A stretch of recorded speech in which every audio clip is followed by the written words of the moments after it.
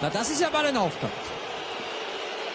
Hier, der Fehler im Mittelfeld ausgerechnet vom erfahrenen Pjanic. Und dann geht es ganz, ganz schnell mit Kasami, der lanciert den gut in Stellung laufenden Seferovic.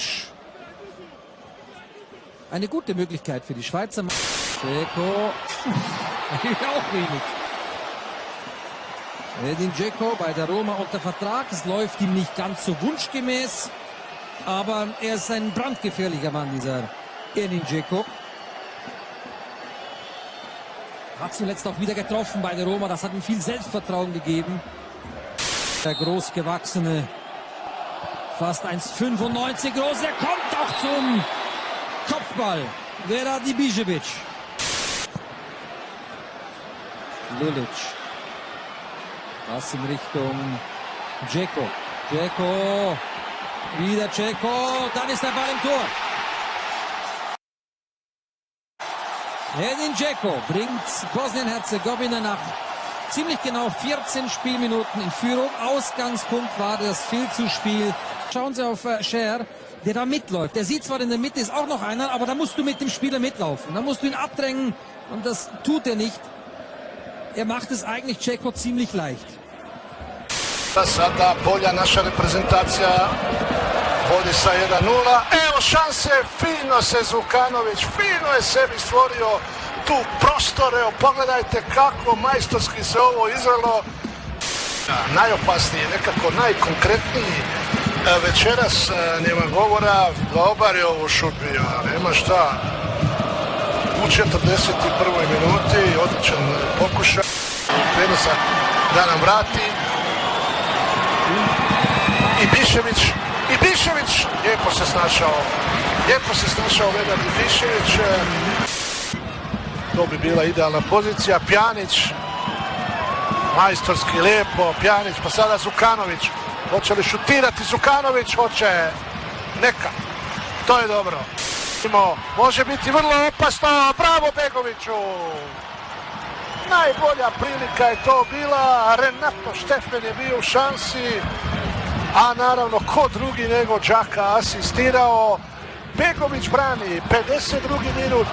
Najbolja prilika za Švicarsku. Čovjek koji najbolje izvodi slobodne udarce u Evropi. Miralem Pjanić. Pogledajte kako su Švicarci oprezni. Pjanić, majstore! Fudbalski genije!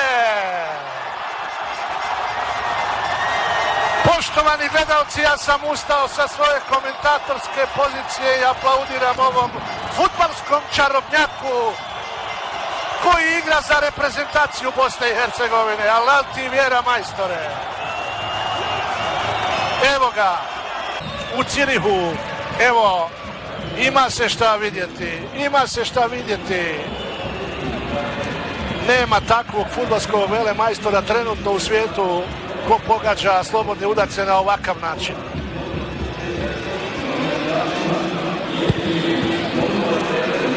A Hadžić za 9. korner našeg tima.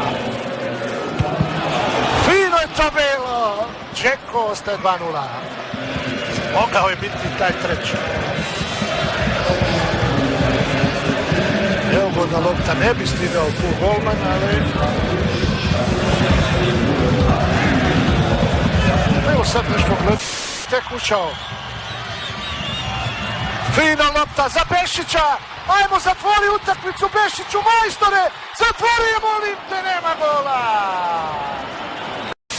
Šteta, velika šteta, skratio mu je ugao, ostaje 2:0, ali ovacije sa tribina za Muhameda Bešića, zaslužio je nakon ovog meča zaista koliko je samo pretrčao i kako je odigrao temperament ovog trenutka, kraj utakmice, veličanstvena igra naše reprezentacije, sjajna pobjeda protiv učesnika Evropskog prvenstva ove godine u Francuskoj, pobjeda zaslužena čista kao suza